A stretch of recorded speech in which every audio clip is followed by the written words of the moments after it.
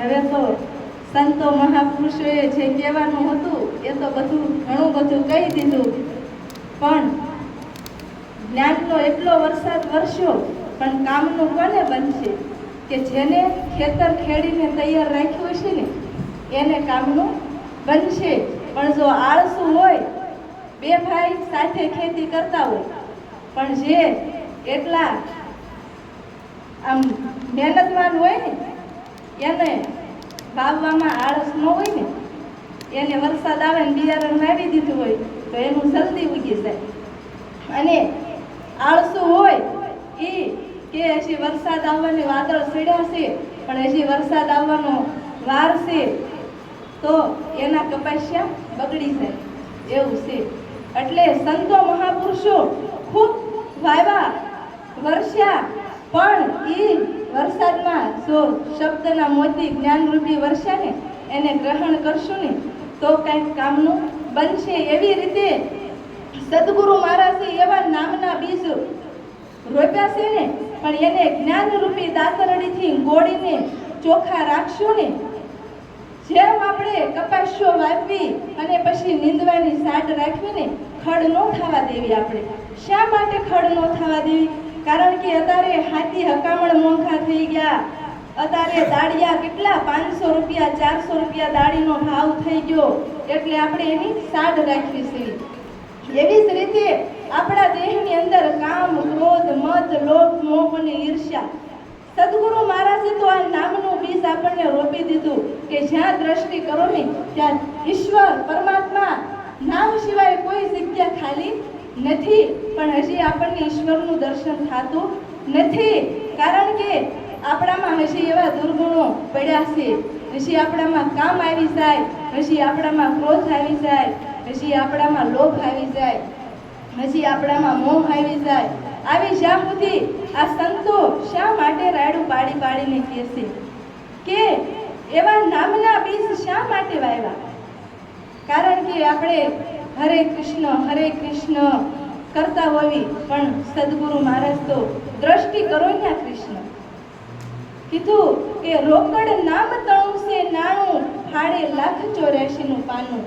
કે કરો ને રોકડ આવું નાણું ક્યાંય મળે એવું નથી, પણ મોંઘો માલ મફત વેચાય, ખાલી હાથે સિદ્ધને પાસો જાય.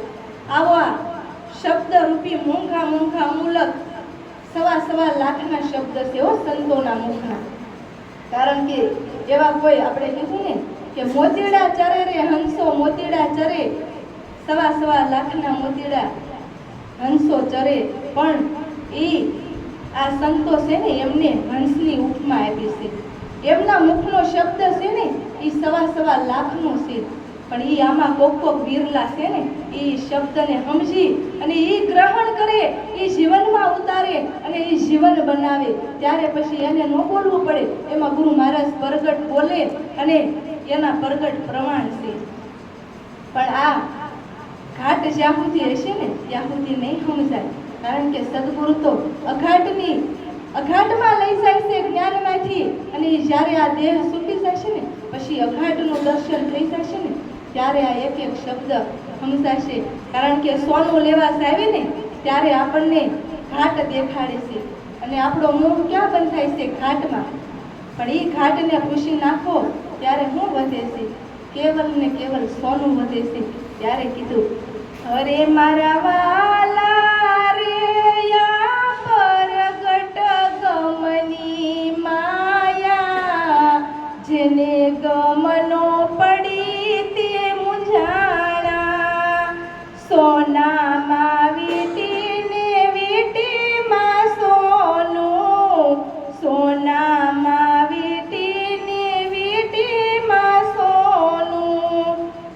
હરે મારા વાલા રે એને ભેદનો સમજાયો મુંઝાણા, જેને ગમનો પડી તે મુંઝાણા. સોનામાં વીટી અને વીટીમાં સોનું, પણ આપણને વીટીનો ઘાટ દેખાય છે પછી સોનું દેખાતું નથી. પણ જ્યારે પાછા એ કોઈની દુકાને લઈને જાવીને ત્યારે એ ઓગાળી અને ત્યારે કેવલ માત્ર સોનું વધે છે. એવી જ રીતે આ સદગુરુ મહારાજ છે ને એ બધાને સોના જેવા પાત્ર બનાવ્યા છે. એટલે હવે એમાં હમણાં ભજનમાં કીધું ને કે એવી ઝીણી ગારણીથી પાણી ગાળજો કે ઝીણું મોટું કચરું કાઢી નાખ, દુનિયાના ડાયા હળવો ફેરવશે તારો સાંકડો. એવી સમસણ રૂપી સારડી લઈને તમે એવી સાળજો કે આવા ઝીણા મોટા કચરા હોય ને એ કાઢી નાખજો. હવે ઘણા સંતો અને સમય થઈ ગયો છે, બોલવામાં કાંઈ પણ ભૂલચૂક થઈ હોય તો માફ કરજો. બોલો સદગુરુ મહારાજ.